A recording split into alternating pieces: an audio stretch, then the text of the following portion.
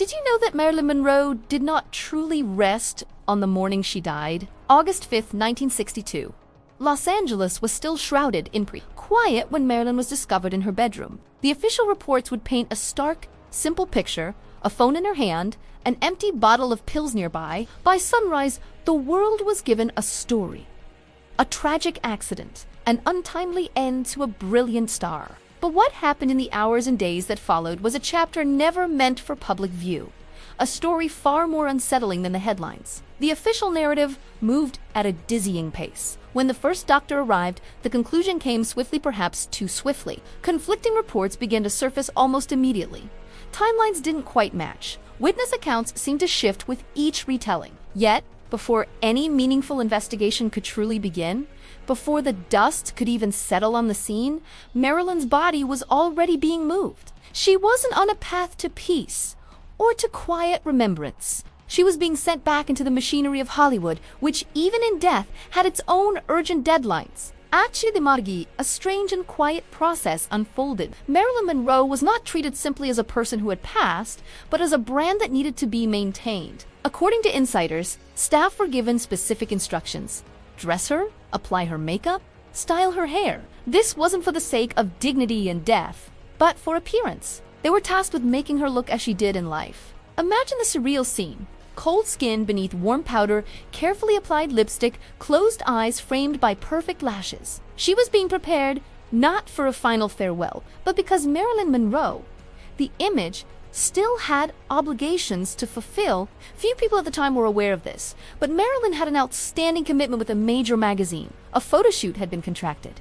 An image had been promised. And in the cold, unfeeling world of business, some contracts do not simply end with a person's life. According to whispers that have persisted for decades, her body was discreetly transported from the morgue, not to a funeral home for burial preparations, but to a private studio. Lights were arranged, cameras were set up. A palpable silence filled the room as the star was posed one last time.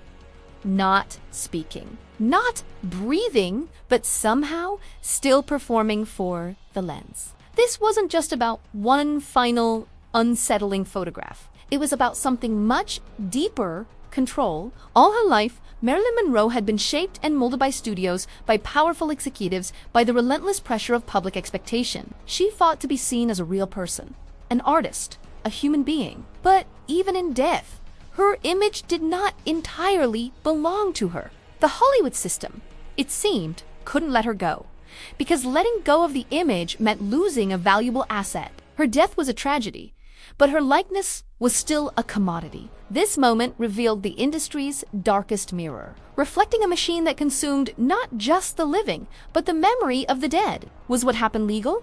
Was it ethical? The lines blur into a fog of historical uncertainty. Over the years, some official records related to her death mysteriously vanished. Key witnesses fell silent or changed their stories. The alleged photographs from that final, grim session were never publicly released, becoming a legend of their own. And perhaps that's the most haunting part of this story. The most disturbing truth isn't just what might have happened in that silent studio. It's that in the powerful circles of Hollywood, it's entirely plausible that no one would have had the power or the will to stop it. Marilyn Monroe was a woman who yearned to be seen and loved for the person she was.